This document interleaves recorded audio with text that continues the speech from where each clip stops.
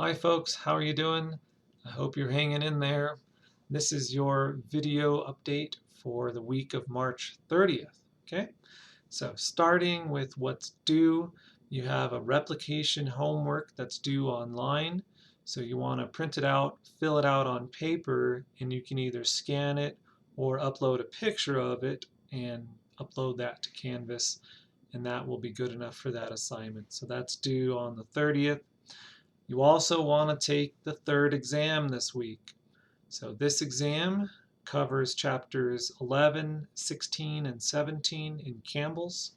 So that's the cell communication and gene expression chapters. It'll also contain information on not protein structure, but DNA structure from chapter 5. So you want to go back and review that as well. The exam will be open 2 days. It'll be a series of multiple choice questions. I think there are 40 questions, and it'll be timed. So you don't want to use any references for this. You want to try to answer them to the best of your ability. Otherwise, you're going to run out of time. Make sure you have a good internet connection before starting so that you can be sure you're going to finish. Okay? So you'll find that through Canvas. Those are the things that are due. You'll also find a study guide that's on Canvas, and I would recommend going to the Zoom PAL group with Cole Rosander. That'll be Wednesday nights at 5, and he can help you with those topics. Okay, after you're done with the exam, you're going to move on to the next section.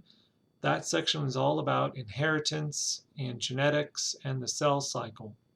We're going to start in chapter 12, which is in Campbell's on the cell cycle. That would be chapter 10 in the cell concepts. You're going to first look at chromosome structure. So what do the chromosomes look like in prokaryotes versus eukaryotes?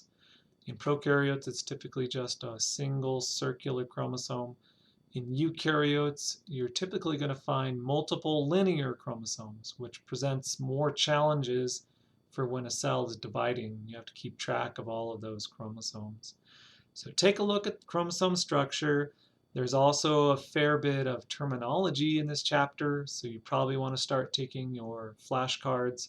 Things like what's a homologous chromosome, what's a non-homologous chromosome, what's a sister chromatid, centromeres. There's all sorts of key words that you're going to have to be able to learn and use the terminology correctly. And that's let's see. On the other slides, there's also something confusing is diploid versus haploid. So you want to take a look at that picture. How do the chromosomes compare between a haploid and diploid organism? You'll see one slide in particular shows you the number of chromosomes. So animals are always diploid, and di means 2. That means our chromosomes occur in pairs.